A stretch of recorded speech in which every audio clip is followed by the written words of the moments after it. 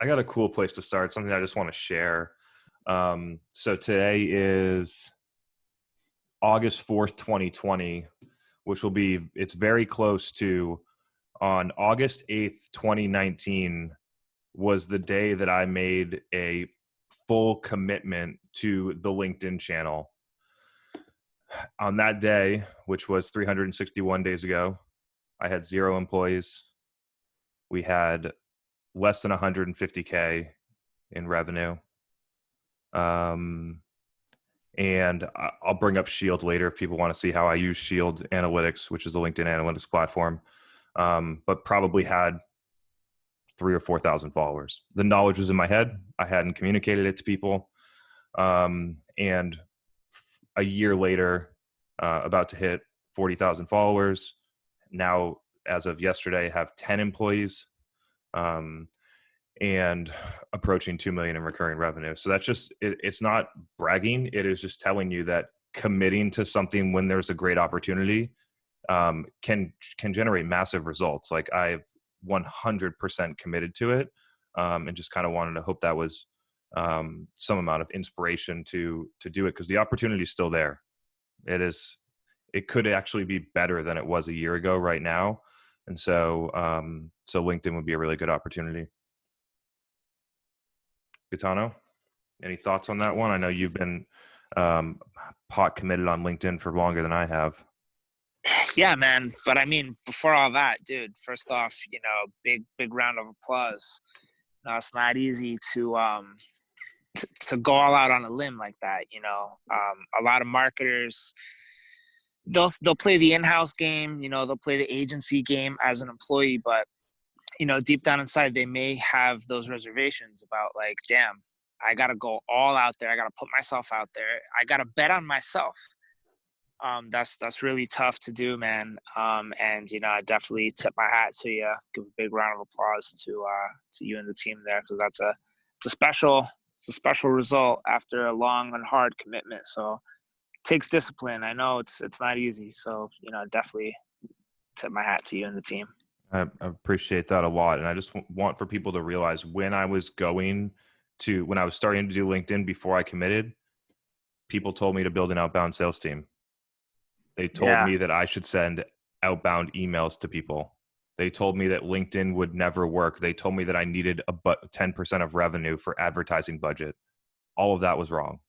And so just because people have, and I'm going to post about this at some point, I just don't have the thought fully formed. Maybe we can get it here.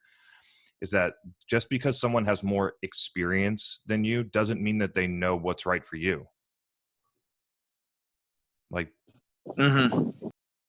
almost all, I've gotten a lot of great advice, but I think that the thing that's made me different is all of the advice that I haven't taken. And that's, that's tough, because everybody wants to be the person, giving advice. A lot of people are taking advice, but to decline advice is hard. Like to tell somebody, yeah, I appreciate that, but like, I'm good. That's not an easy thing to do. So, picking and choosing what to take in, what to internalize, how to filter out potentially damaging advice is a huge skill, and it comes with time and practice. But good for you, man. Way to go. And I know that's not easy, filtering out the dangerous stuff, but good stuff there. Way to go. Right on, brother. So you sent me a couple texts. We had 3 topics to cover. And then I want to get to the stuff that you put on, because I think it's awesome. And then we got some questions that came in as well. So if you're good, let's jam. Yeah, man, let's get into it. The first topic that we'll be covering, and I think this can go in a lot of different directions, is the predictability of demand gen as the first part, and then forecasting for sales is the second part. Yeah. So, I really love the leading and lagging indicator just framework for when it comes to this sort of stuff. And it makes a lot of sense too, right? Like if you do the right things on the front end, you should get the correct results on the back end. It's just pretty straightforward stuff. That's the way I kind of look at predictability, metrics, measurement, and stuff like that. Maybe we'll start with sales. So sometimes sales tries to figure out from an inbound perspective, like if we have so much coming in through the top, that'll be somewhat of an indicator of how we can predict revenue and forecastability. Now, the trouble with that is with an inbound model, sometimes it just goes right. If you're doing demand gen the right way, Chris, we talk about this all the time, there is no nurturing. I mean, unless it's a really long sales cycle, and then in that case, you may have some exceptions. But like when you're doing really good demand gen, they just go right to a demo, and they sit through the demo. They attend the demo. Like that's the real sign of good demand gen. So, in theory, then that whole model of like using MQLs as like a predictability factor kind of goes out the window, because there should be, less of that if you're focusing more of your demand gen efforts on the right buyers at the right time, who just go right to demo. Now, they may engage earlier just as a research part of it. That's true. But you will have a lot of cases where leads just go right to a demo and they attend the demo. So in terms of revenue forecastability from a sales perspective, I really like demo attended as the shared metric between sales and marketing. Demo sat, demo attended as a potential shared KPI for both sides. How do you feel about it? So demo sat is something that can work as long as you look at the conversion metrics of demo sat based on the conversion point.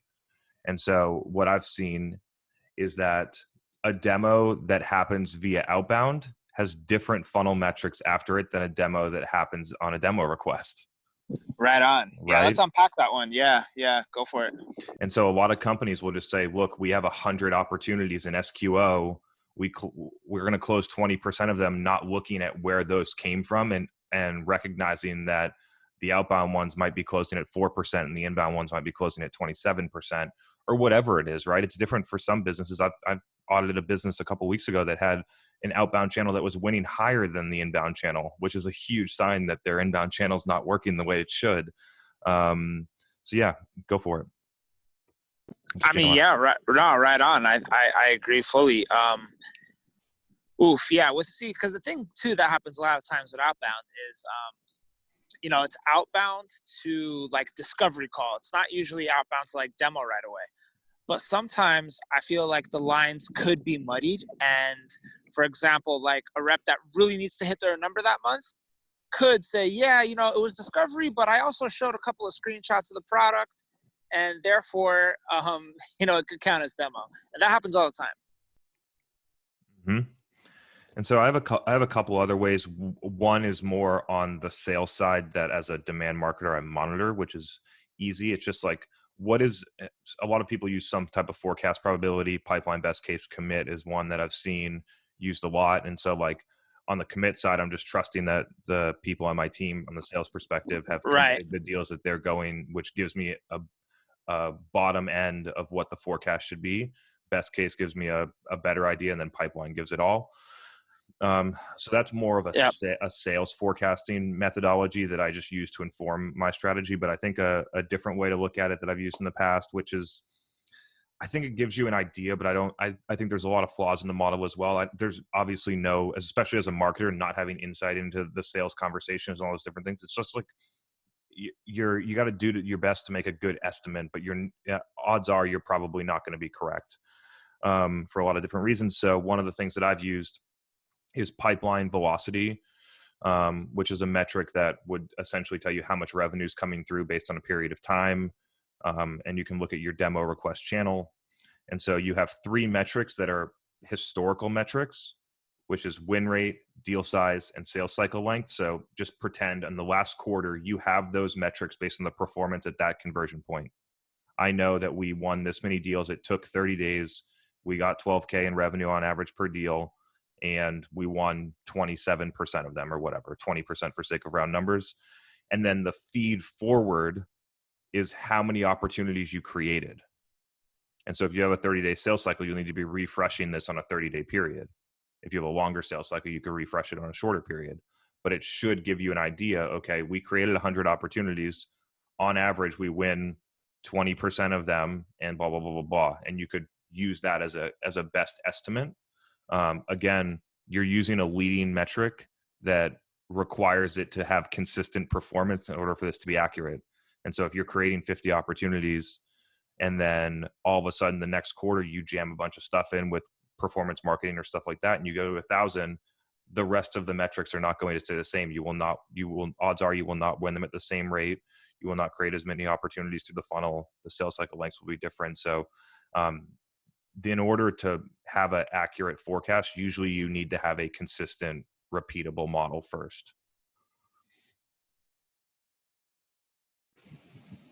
I agree with everything you said. I was actually just reading Dave's comment here. I think what he's getting at is I should have said whether that applies to like more SMB transactional versus larger companies, complex deals. Yeah, for sure. Right in complex deals, it's gonna have to be a sales forecast, right? Like, yeah, I'm sure that there's another way to do it, but like when you're selling something that takes 365 days, by the time the sales rep has an idea that it's going to close, they've been working it for a long time. It's been out, you know what I mean? So I just find that it would be really challenging for marketing to try and estimate that, because it's going to be probably like lower volume than a transactional model and a lot longer for it to play out to even have an idea of whether or not it's qualified. Right on.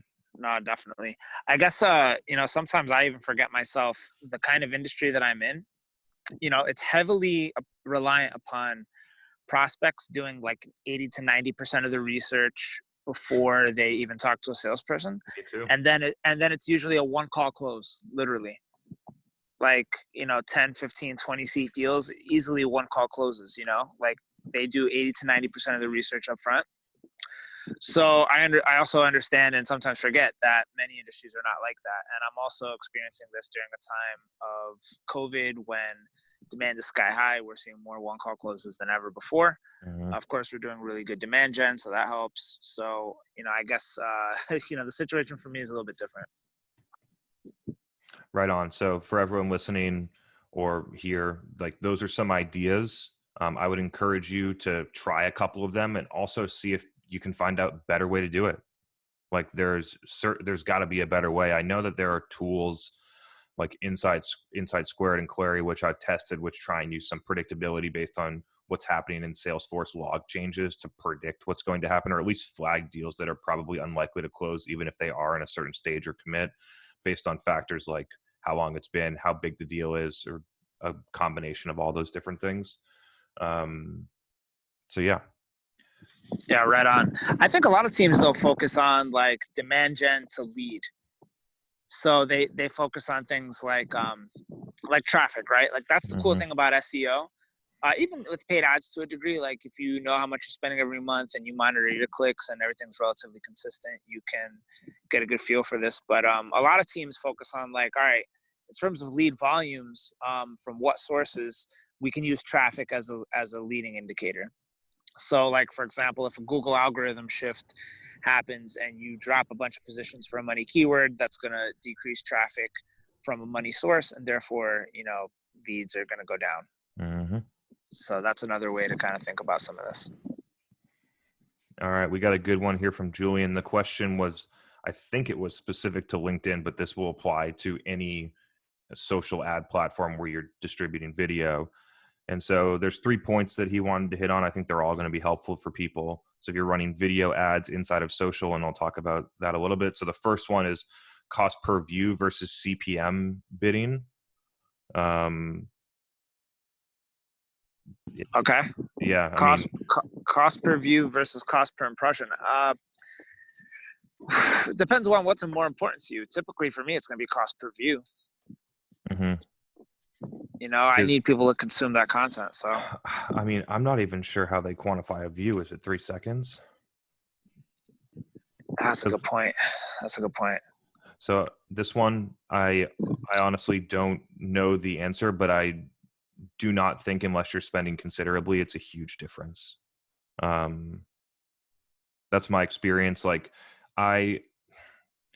when you have a multi-channel strategy, like I have people that come to me that are doing LinkedIn ads that are like working on bidding to the penny to make sure that their $3,000 goes a little bit further, and all of that effort and all that time focusing to try and drive down your cost just a little bit would have been much better spent doing something else. Just the way that it is. Like, I think people over engineer. Like if your cost per lead goes down by 1 cent and you're only getting 100 leads, how much money did you save? You saved $1. Who cares? It's just, it feels like a lot of work. And so unless you're like pumping hundreds of thousands of dollars into LinkedIn, I don't think that either of this would make a considerable difference. And further to that, if you were spending that much money, I don't have a clear answer. We're running a test right now, but my hypothesis is that you wouldn't want to run the video, that you would actually want to run an image. And so, yeah. I don't know anyone spending like a significant amount in LinkedIn right now, like in terms of hundreds of thousands. Most companies I know of are spending that in Google Ads, not LinkedIn. Yeah, I audit a lot of companies, and we've talked about this a lot, so I won't go into a lot of detail, but a lot of not on video, on content downloads or lead gen. Lead gen is the only way that you can justify the expensiveness of that channel to an executive. Like the only way is that you can say, we ran a case. There's a company that I admire a lot. I'm not going to give them free publicity here, but they're running a gated case study on LinkedIn. And I was like, your marketing mix is incredible. And then you're going to and it was to a PDF that was awful. And that sucks. And so, but it's the only way that you can justify spending $80 CPM to run a case study broad targeted on LinkedIn. It just is. And then there was the SDR cadence and the SDR call. And I was like, hey, I was just looking to see what you were doing on the ad. I'm not interested in buying your product. Cause the SDR actually caught me on the phone. Oh, so they were probably so mad. So funny. So let's talk about the correct. I mean, I don't even know if you can call this correct because so many people don't believe in it, but let's talk about our ideal LinkedIn execution for like a first time, let's just say a first time try at LinkedIn. You know, let's say a company is like, they've been definitely all in on Google Ads. They're trying to diversify, see if they can open up some new lead streams. How would you go about this from like a first time spender on LinkedIn? What do you think you would do? What are you thinking on budget? Let's say like 50K. Oh, okay. Make it juicy. I like it. Yeah. 50K. Yeah. So there's two schools of thinking here. One, if you're going to spend that amount of money, you have to have something to show for it, probably especially if it's your first time. And so let's say you're a more established company, but you're a more established company. You're probably like middle tier of the road in terms of like brand awareness. Like you're not a household name, but you're not a nobody. And let's also say that, you have video assets, you have case studies, like you have content ready to go. You just like don't know what to try first. Yeah. So when I think about LinkedIn advertising, I am like at the bottom of the funnel. I am not running a problem awareness blog or a press release on LinkedIn typically, unless it's a very small total addressable market, because it's very expensive for that execution. There are other channels that you can get that done on. So the things that I would run multiple experiments. I wouldn't put 50K into one thing. I would run multiple experiments and then scale what's working, or I would cut everything if it's all not working. And it depends also how you measure what's working or not. So one of the things that I would run is I would run a case study. And if you're targeting C-suite, I would run VP or director up based on the audience size. So not everyone is going to get that content because it's higher up in the funnel. And so let's just say it's VP and up at your company firmographic targeting or account list or however you want to do it. A side note on this is like, for the most part, company firmographics is one of the core reasons why you would use LinkedIn. If you need a certain industry or a certain thing in a company, you're not going to be able to do that on Facebook, and you're not going to be able to even do that on like AdWords, for instance. Like there are companies, Gaetano, I'm sure that you have an example here, but there are probably SMB type competitors to you that can't serve enterprise. And so, or vice versa, it probably works better in reverse. There's companies that only serve enterprise where a bunch of AdWords traffic is coming through SMB that they can't sell to. So you're going to have to filter that out somehow. So get back on the story, case study, and I would run that. let's say if it's $80 CPM, I'm going to spend $1,600 on that. I'm going to give it 2,000 impressions and see what happens. And I would drive them to that case study. It would make sure that there's a conversion point, and you're going to have to figure out some additional way to measure the impact of that. So what we've been using is scroll depth. And so, and this is a really interesting one. I think I talked about this a little bit, but let me dive into the detail of this. So in lieu of the lead, so in lieu of the, I'm going to have to gate this case study in order to prove that it did something, and I got someone's email address, I'm going to instead put a tag in Google Tag Manager that fires when somebody gets 50% of the page down, or 75%, or however you want to do it. And then I'm going to run the ads to a specific defined audience. And then I'm going to track how much people consume the content. And then I'm going to decide whether, if I'm selling $100,000 a year product, I'm going to decide on LinkedIn whether it was worth the $15 to have someone read that. And then you just make a black and white decision. And so I think that's a really interesting kind of like alternative metric to the lead that is, I think, more buyer centric and also gives you some defendability. Like, we're only targeting VP finance. Here's the targeting at these types of companies, and 100 VP finance has clicked on the ad because we have the UTM tags and they scrolled 75% of the page. So we can assume that they read some of it.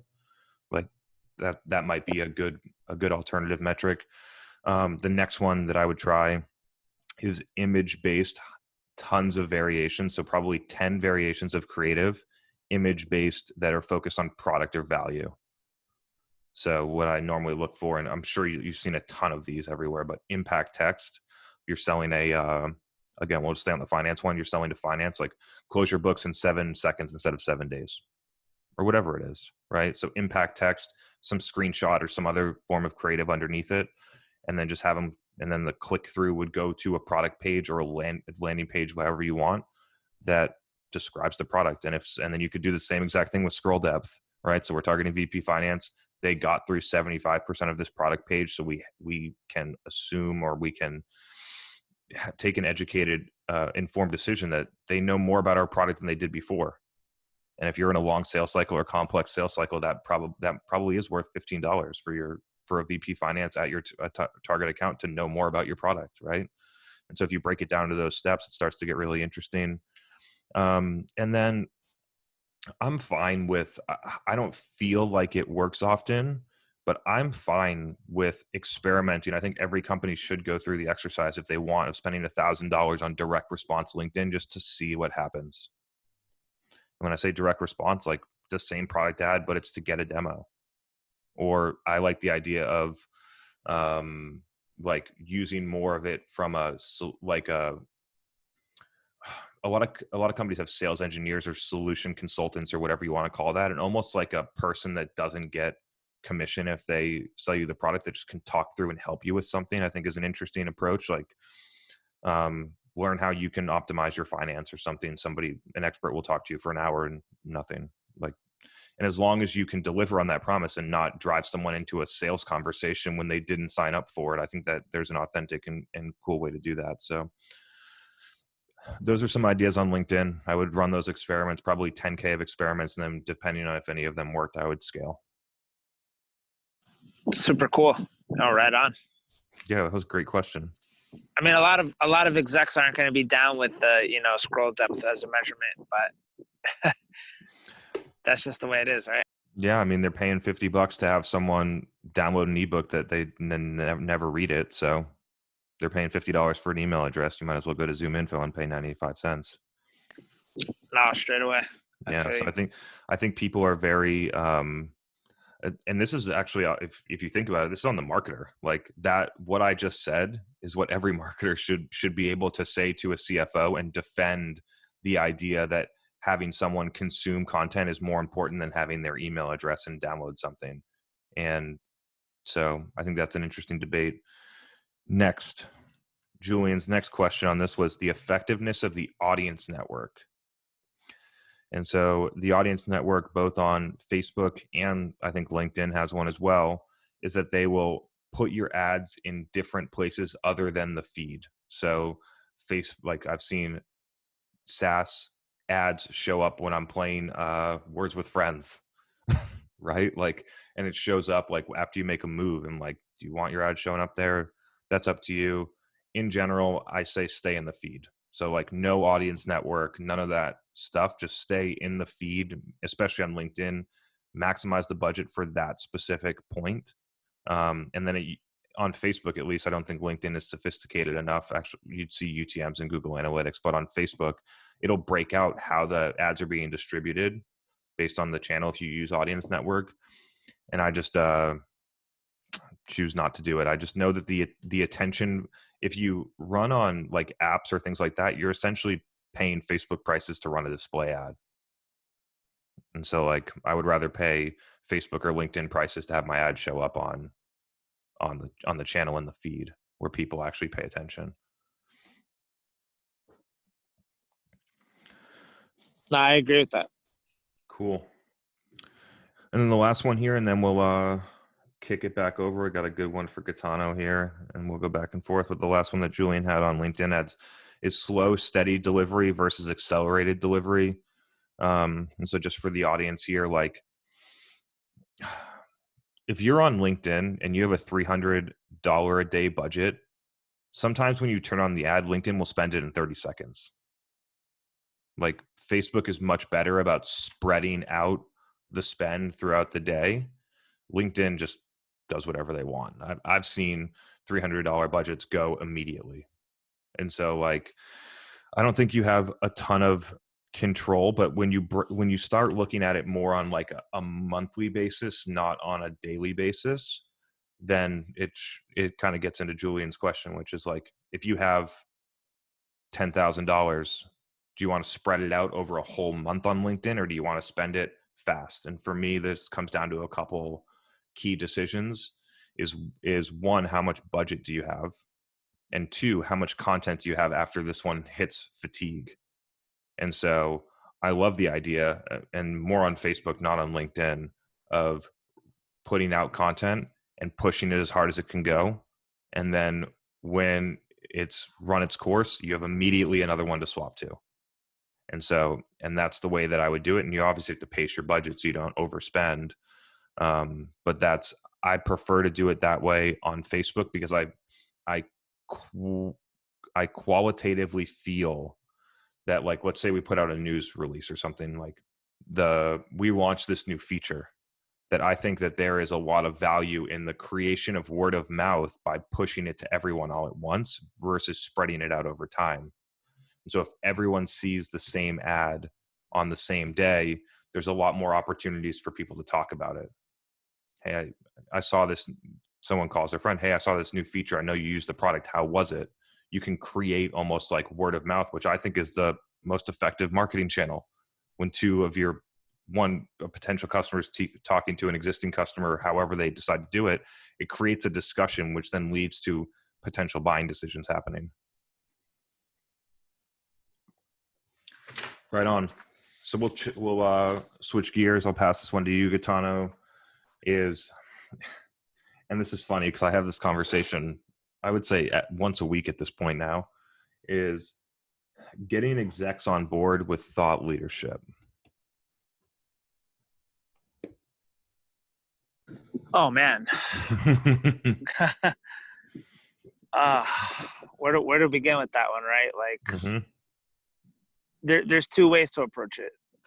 One is to say, I'm just going to take matters into my own hands, build my own thought leadership, and they'll see what I'm doing and catch on.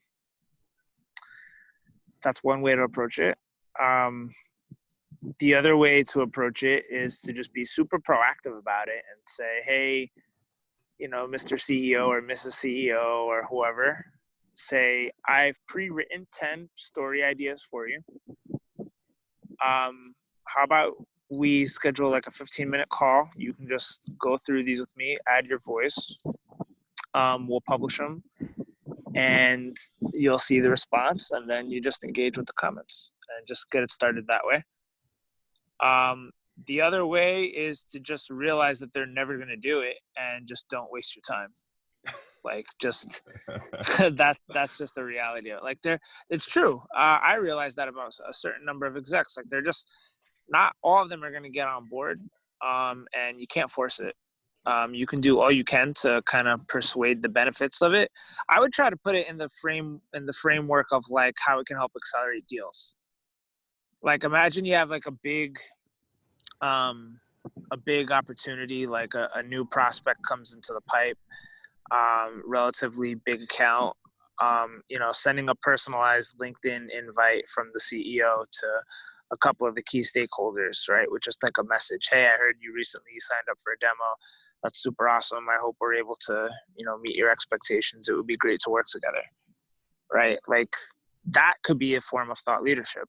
So just getting your executives more involved in LinkedIn, period, I think is the real benefit. Thought leadership is just kind of the foundation. But the benefit of thought leadership is once you're known, you have an in.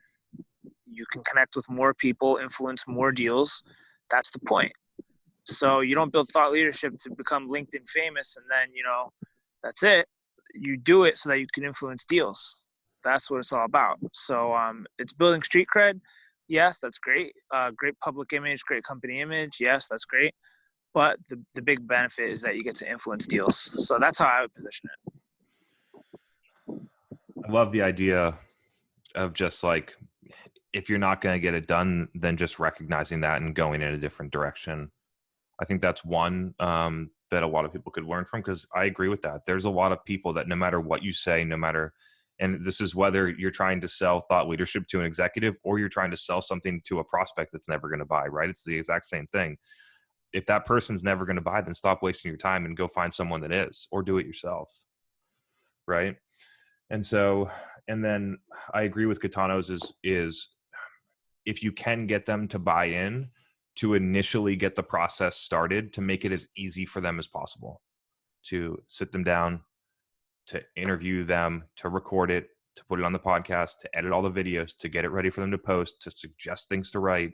But I'm very hard on that. You cannot do it for them. I know many executives that pay a quote unquote agency or whatever you want, PR firm, whatever you want to call it, $5,000 a month to publish shit on their LinkedIn that is not authentic, that's not in their voice, that doesn't drive thought leadership, because you can't outsource thought leadership. It has to be your own thought.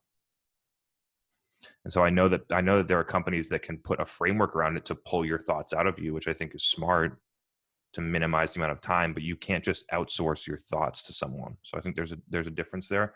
And then a second side of this, Katana, which I think is interesting, that's a different form of the question, is what if it's just you need the CFO and the chief head of sales and the CEO on board with running a thought leadership program that may not involve other executives? And that one is different because you are spending money and time doing something that is difficult to measure and typically doesn't get you results on the day one. And so how do you have that conversation with executives? I think that would be relevant to a lot of people listening here. Yeah. I think I missed part of the question though. It was executives that, say it one more time. No, I mean, yeah. You got it right. There's just two interpretations of it. So we'll cover both of them. So your answer on the first one was great. And now it's just, let's say that as a marketer, like I work at a company and I want to do a thought leadership thing where I want to start a podcast and interview customers or something, right? But I'm going to need budget. I'm going to be spending my time, which is going to take me away from other things. It's going to be challenging to measure, and that activity will be scrutinized at the executive level at some point.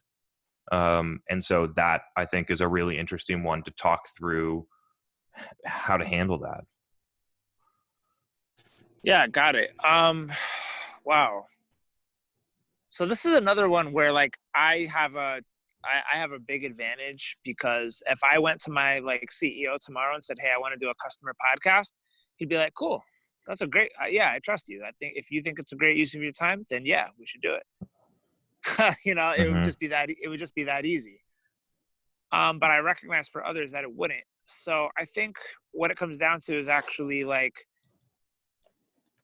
you yourself as the marketer know that you have a finite amount of time.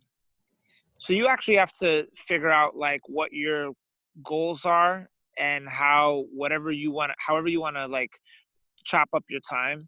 is going to help you hit the goals that you want to make. So with that in mind, if let's say, influencing channel partner deals is like a goal because you want to grow the channel partner revenue division, and you know that one of the best ways to influence that group is by doing a customer podcast, then great, it aligns. Yeah, you should, and you should be able to.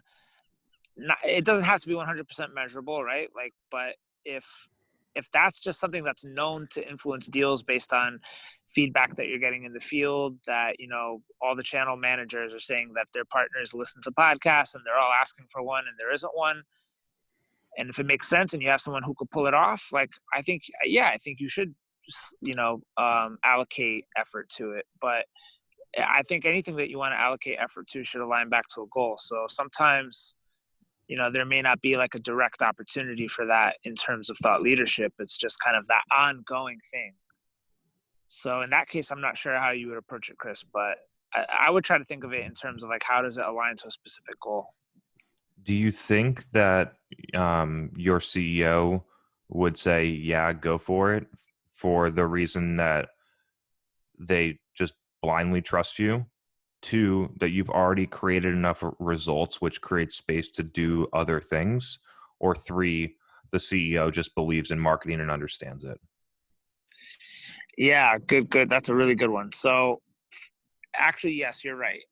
A new person just coming into the company would not have that same amount of buy-in.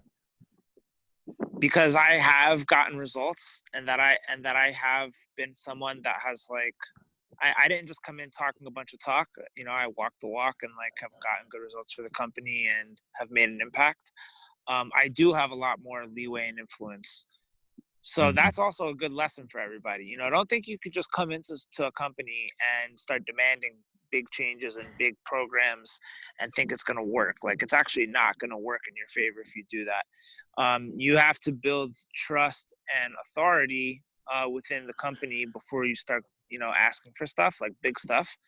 So I would say pick and choose the right time to introduce ideas like that are really big and time consuming.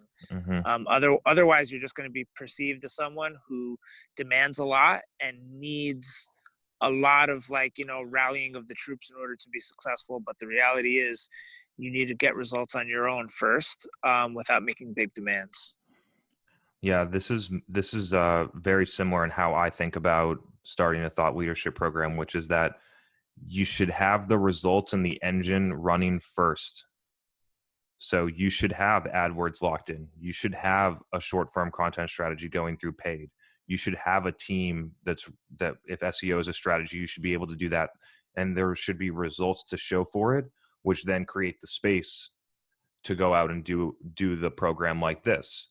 It's the same thing that I would give advice to an SDR, which is that if you think that content marketing on LinkedIn is going to be more effective than your job, then get to quota in half the month, and then you have half the month to go and experiment and do other things. And obviously you can mix it in a different way. You don't have to go half and half, but that is, I think, the best way to get it done, is that you need to be able to be hitting your goals already before you go and try and experiment with something. Because what's going to happen if you don't do it in that order is that you're going to get 3 videos into a content strategy. You're going to get pressure from executives about why you're not hitting the goals, and they're going to scrutinize the activity that you can't measure. And so you need to have the measurables in place first, and they have to be the right measurables, right? Let's just not, we've talked about that enough, but they have to be the right measurables that drive business outcomes, and get those locked in. And then as soon as possible, move to the thought leadership, because that's what will drive the brand and the business long term. But you got to have the paid locked in first, whatever it is. It doesn't have to be paid for that matter. Any engine, SEO could work, that's driving results, which then gives you the space to go and do the other things. Yeah, man, couldn't agree more with that one. You got to be performing before you expand.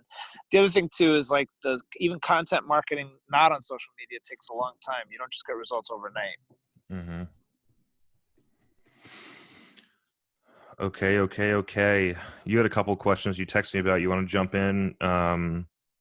This one, we could go on forever. So let's hit it quick, because then you had a second one, but you texted me, which kind of goes into the I'm not even sure if you saw the agenda, but it goes tightly with the agenda we talked about, which is why the MQL is a bad predictor of sales forecasted revenue.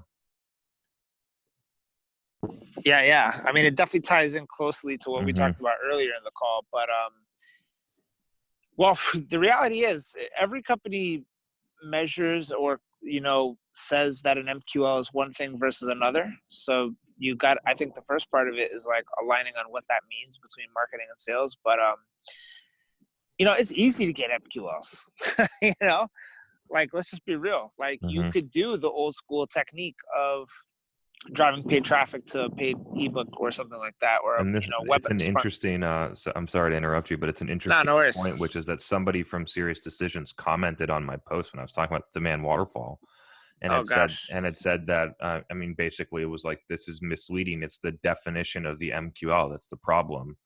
And so he's going to come on the State of Demand Gen podcast at some point, and we're going to talk it out. Obviously, wow. To be honest, I imagine that we are 100% aligned in theory, and the implementation is where it's broken.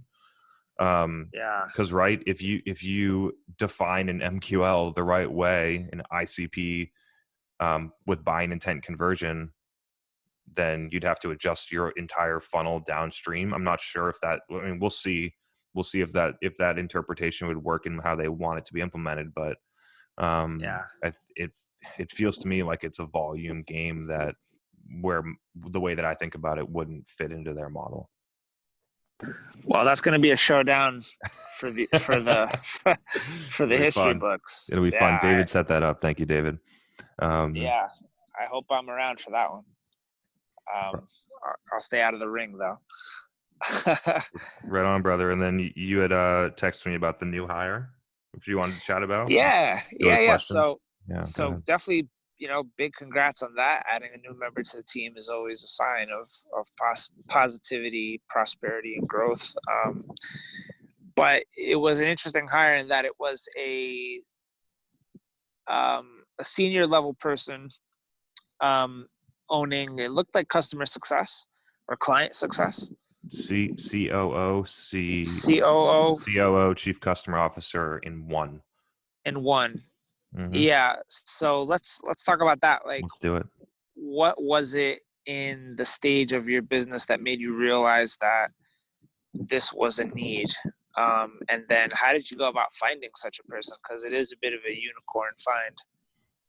So the short answer, it was just like the stars aligned and I just got very lucky. And so if anyone that didn't see, I'll just give a little bit of context. I hired a couple weeks ago, and then her first day was yesterday, named Megan Bowen, very experienced leader in both customer success and operations. It's set at probably 15 years in B2B tech companies. And the interesting part about her experience is that predominantly she's scaled organizations that are driven on people, not on product. So there's some people delivery mechanism that is important, which I thought was relevant to what we're doing. The only way that this scales is with people. And so the way that I got here was that when you go from having 4 employees to 8 employees, a lot of things change. And it starts to put pressure on your strengths and weaknesses. It also starts to impact. It starts to show you, because you have so many things to do. It requires you to make choices and figure out, 1, where am I going to drive the best outcomes? And 2, what do I like doing the most? And ideally, those 2 things are the same. And then you start to look at, okay, what are the things that I'm not good at? Organization, people management, process. Those are things that I'm just not good at. I want to go and innovate and do the next thing. Right. And so when I get stuck in places that feel monotonous, like building a process and then repeating it, I get frustrated. It's a core thing for someone that likes to innovate. And so started to recognize some of those places where I'm just not very strong. And then reached out to Megan on LinkedIn just one day, like that clicked. I was like, I need someone to do this if I want to get to the place where I want to go. I need someone like this. I messaged her on LinkedIn hoping that she would have someone to recommend. It just so happened that like the stars aligned. She was interested in the role, and we made everything work. And I'm super, super happy to have her. And she's already coming in and making a big impact with both the team and the customer, Wow. which gives me a large opportunity to do the things that I'm best at, which is create content, drive innovation, talk with prospective customers, stay in touch with new ways of doing things for existing customers. And so, yeah, I couldn't be more happy. That's great, man. Now here's a tough one for you. Actually, this one's kind of a doozy. I'm just gonna say it for what it is. But when I worked at an agency back in the day, the owner of the agency was a really well-known guy. He was mini celebrity status, marketing world celebrity. Like customers would drool over him, right? Mm-hmm. You know where I'm going with this. So he'd be the one attracting the prospects. He'd be the one doing the presentations. He'd be the one closing the deal. He'd be the one closing the new business. And then there'd be this moment of like, oh, by the way, here's your team. Go work with them. Have fun. Not in so much of a sense like that, but that's how some clients could feel. Even though that's not how it is, they could still feel like that because they want to work with that guy. So they want to work with you. They see you, they're impressed by you, they want you. And then if you're not the one executing, and then if you're not the one executing on their campaigns, don't they feel a little bit nervous about that? Don't they get a little pissy about that? I know you're probably, doing the right things to ensure them that like, your team is well trained and that they have experts working on their stuff, but they still have that anxiety at first that it's not you. So how do you get around that? Yeah, the first one is that the hiring profile that I have is vastly different than a lot of agencies. A lot of agencies will hire junior people, and then somebody like the person that Katana was speaking about would sell the product and they would hand it off to a $60,000 a year employee that doesn't know anything about the customer's business. And I do something very differently, which is that all of the employees that I hire are demand gen experience out of B2B tech or SaaS companies. And so they've already worked in the companies that we work with. And then I just give them the process. What people are actually buying from me are the results, are the process, are the internal learnings, are the acceleration of moving forward. That's what we're selling. We're not selling me. And so I found a way to package it. We don't actually get a lot of pushback on this one. And to be direct, like the operations was the first thing where I felt it was very important in order to continue to grow that was one place that I'm not separated myself, but I need someone to own that loves it and is really good at it. So I got that. The next one will be sales. So in the next probably somewhere between 3 and 9 months, I will remove myself from the sales process for the exact same reason. There's somebody else that likes it more and is better at it than I am. And so at some point as a leader of a company, your job is to find people that are better at the things than you are that you either don't like to do or are not good at. And so it's been really interesting because it forces you to admit to yourself on the things that you're not good at or that you're not the best at or that you don't like. And so it's been a really, really interesting kind of journey. That was hilarious that I just saw. Oh, you're on the beach. That's hilarious. Yeah, man. So that's the way it goes. One thing that I am committed to, I'm not sure if Katana's like on mute or I can't hear him, but one thing that I am committed to is I will always be in at least one account because that's what I was going to ask you about. Like always I'm in four right now, and that will go down. It will change based on what is going on, but I will always be in at least one account for the reason that if you remove yourself from the work, you are becoming irrelevant every day, right? You start to lose. A couple things happen. You stop innovating because you don't actually experience the things that are important. This happens with leaders in-house too. You stop experiencing the things which then drive decisions and different things like that.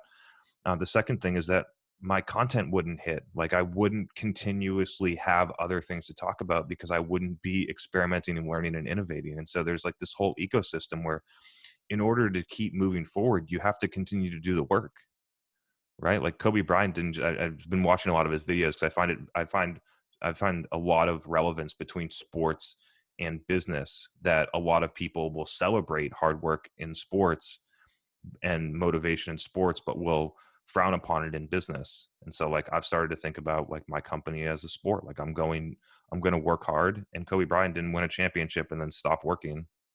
Right. And so like those are some of the things that I've been thinking about. It requires you to, and it's been something that I've been doing since I was 26. So I think is really interesting for people, is I have completely ignored societal norms,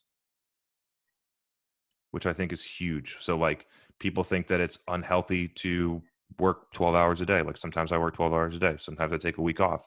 Sometimes Wednesday morning is my Saturday morning because that's how I just architect my week based on what I want to do. But the idea that like, and people are experiencing this now, like the idea that you can only do your job in an office, the idea that you can only get stuff done between 8 a.m. and 5 p.m. and you have to be working during those hours. None of that stuff is real. It was a work schedule that was set in like the 1940s when people went to a factory to make stuff and then came home. And for some reason, we've still conformed to that structure. I don't think that it needs to be that way. Yeah, I mean, I've been on the do whatever I want wave since like 2015. It's funny. I was expected at one point to be at the office by 10 a.m. By 9 a.m.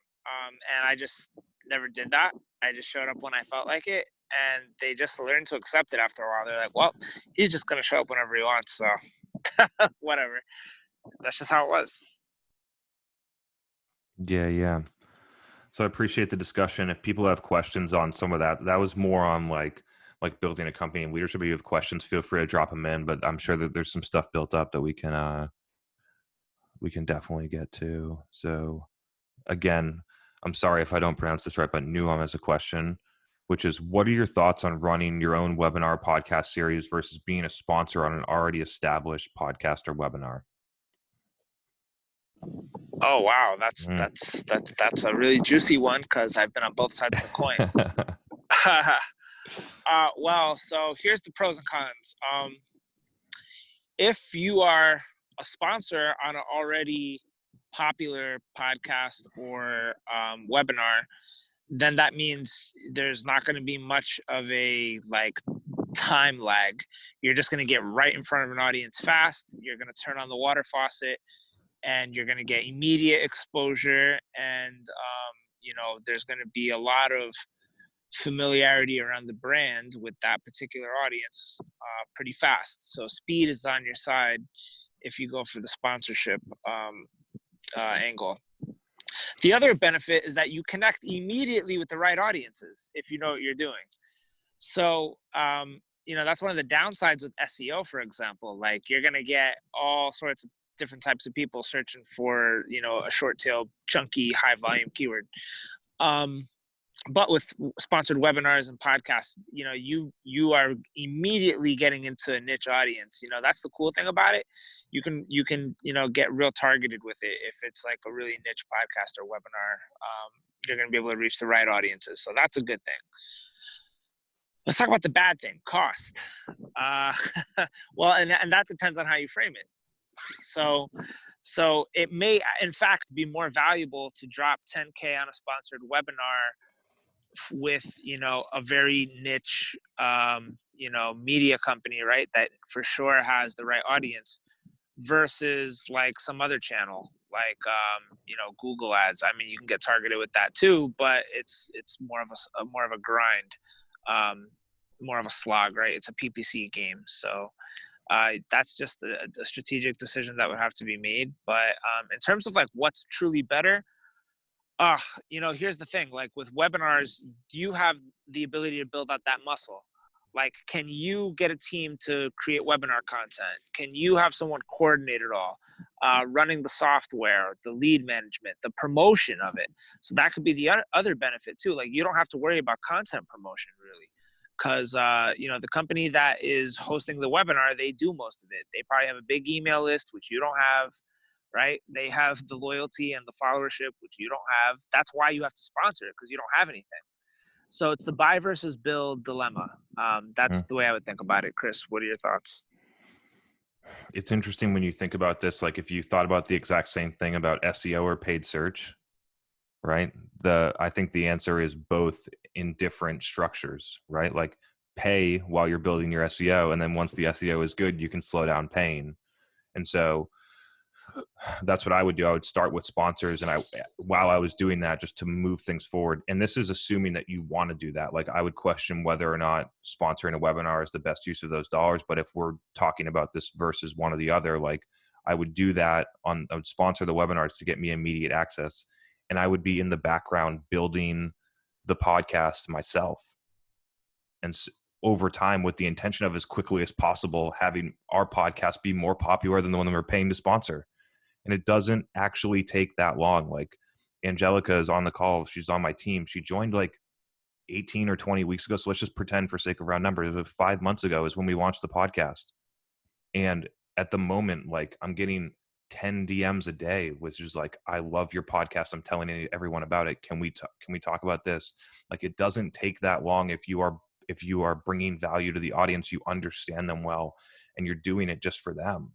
And so I would really like a podcast takes, if people say that, and it's the same, I bet Katana would say the same thing about SEO. If people say that the podcast takes long to get results, it's because they're not doing the podcast right. Like it shouldn't take that long if you're doing it and executing well.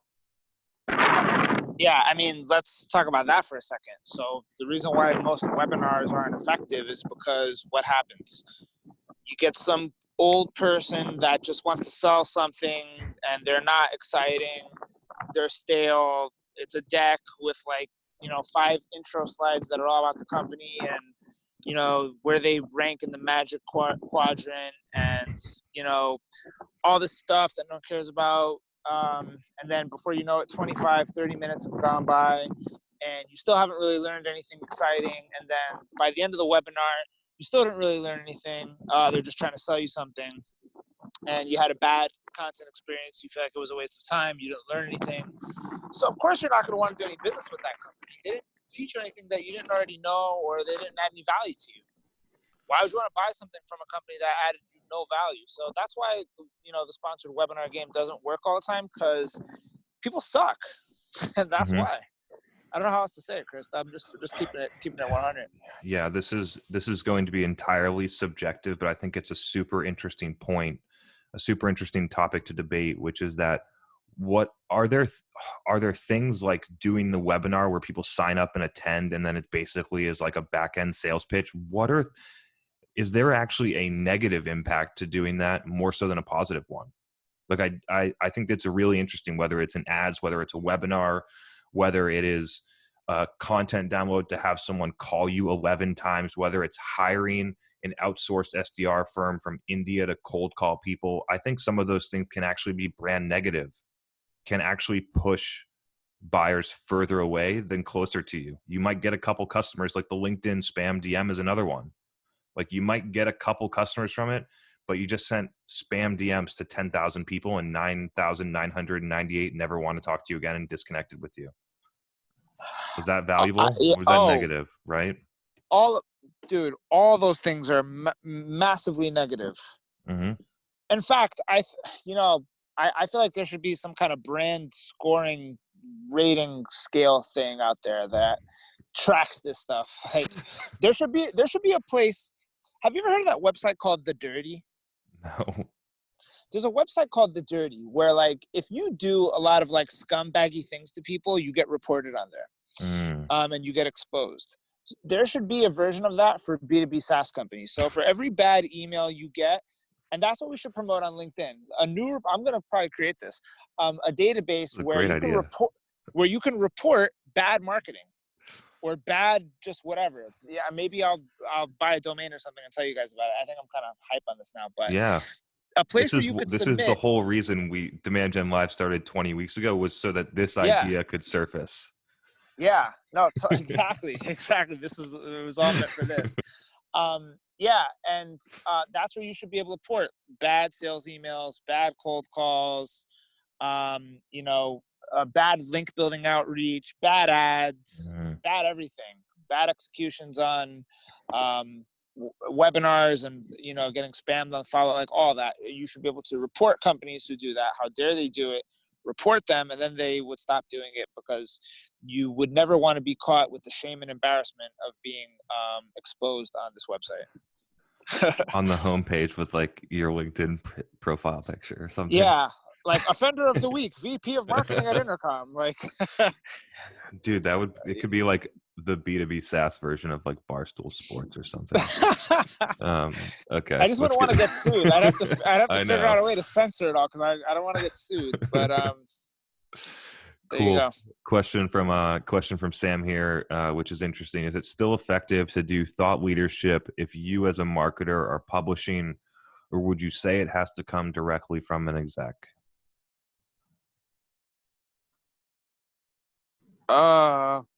I mean, yeah, I don't see why it couldn't be you and the exec, like combining forces. Like, yeah, I think as many people should get involved with thought leadership as long as they have a thought.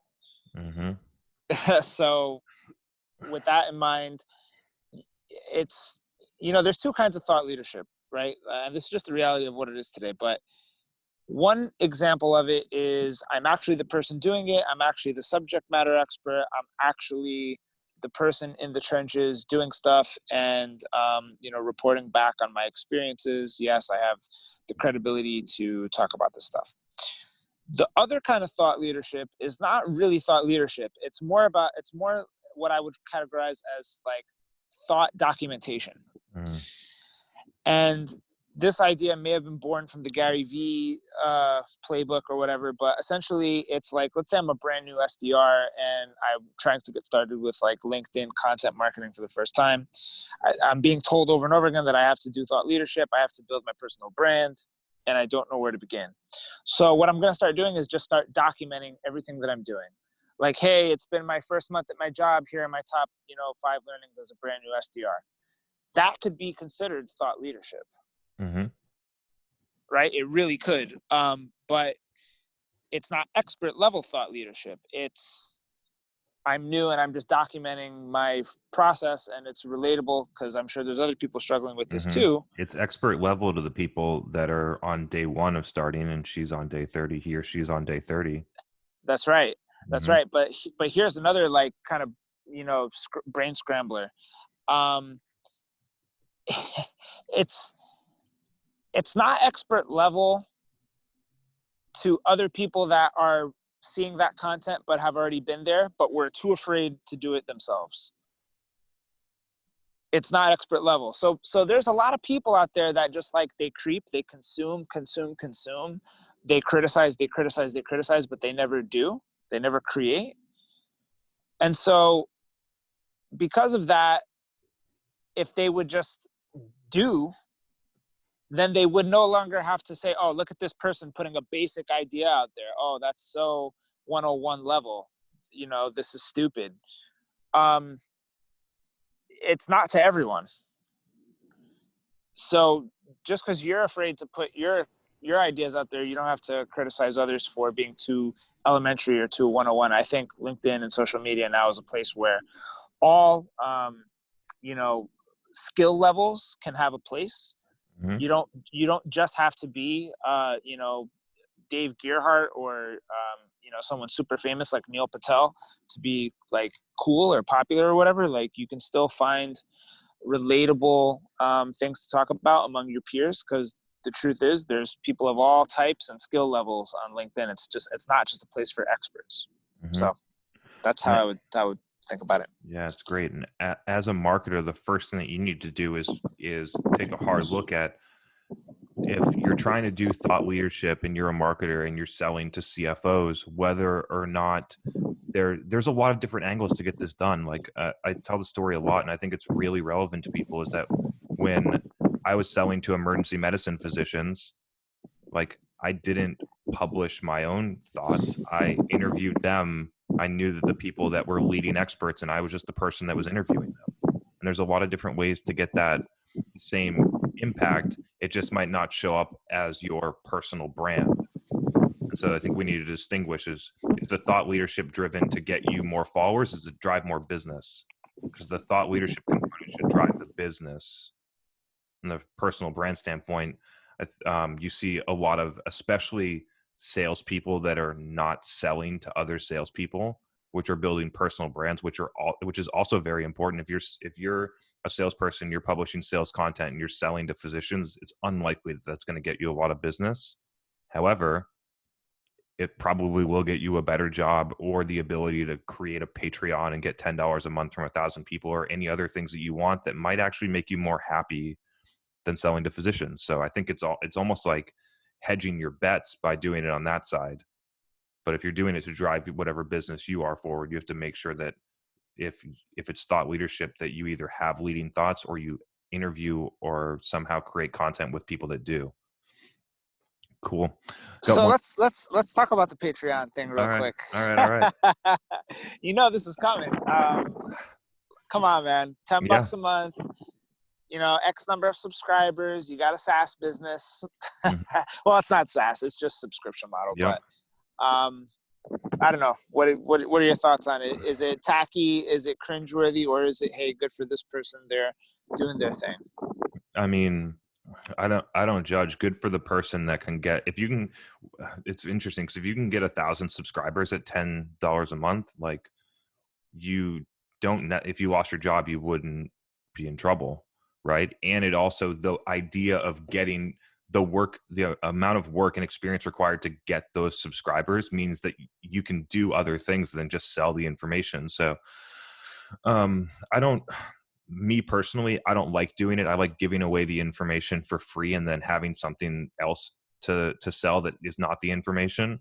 I just like to be very distinguished there. So people have been like, I would pay $39 a month for your content. And I'm like, I'm just not interested here. It is for free. And so, yeah, I mean, what do you think about it? I guess I'm indifferent, but I choose not to do it. Yeah. I mean, I think, it can work for right now. So here, let's step back. Let's zoom out. Let's talk about marketing fundamentals. The reason why growth hacks only work for a certain amount of time is because once everyone starts doing something, it becomes stupid or it becomes too crowded and it doesn't work anymore. So marketing fundamental, this is like 101 stuff, but like the rule of first, the law of first, however you want to call it. Heineken was the first European company to export beer to America. So now if you fast forward to today, Heineken is still the number one foreign imported beer from Europe into America, even though there's a lot of competition because they were the first to do it. So they're still able to have 30% market share in a saturated market because they were the first. Now, if you apply that same principle to the Patreon strategy, sure, it's going to work now because no one's thought of it yet. But once you have hundreds, then you have thousands of people doing it. Well, then you're just going to have people doing Patreons, promoting their Patreons to other people doing Patreon on Patreon. Like people doing ClickFunnels to show people how to do ClickFunnels. Yeah. It's like the business coach who's the business coach for the business coach who needs a life coach. So with that in mind, I think it has the same principle as growth hacks. Like it can work if you're the first one to figure it out and do it well. But pretty soon everyone's going to be copying you and then it's not going to work anymore. And then you're just going to figure out the next hack. So enjoy the feeding frenzy while it lasts. Personally, I wouldn't do it. I find it kind of tacky. Just not my thing. Yeah, me either.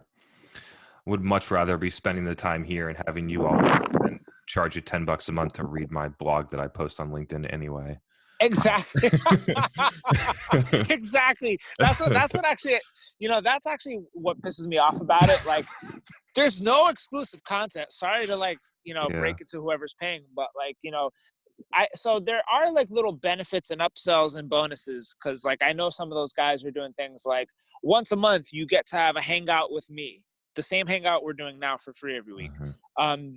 This person or, you know, this group of people doing the Patreon will offer that as like a, you know, a one-time bonus thing, right? So they have these little micro moments where you can like feel like you're backstage at a concert with your favorite band, you know, getting your notebook signed by Britney Spears. But that's just that's just what, you know, that's just what it's become. Cool. Gaetan, are you in any of them?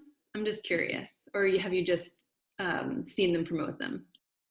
No, so I've seen them promote them, and I know people who have actually bought subscriptions to a few of the people doing Patreons and have said pretty much that everything we're saying right now is the case. Like, there's nothing that much more exclusive or secret or special about the gated content versus like the content that's out there for free, just meant to raise awareness and get you hooked and get you interested.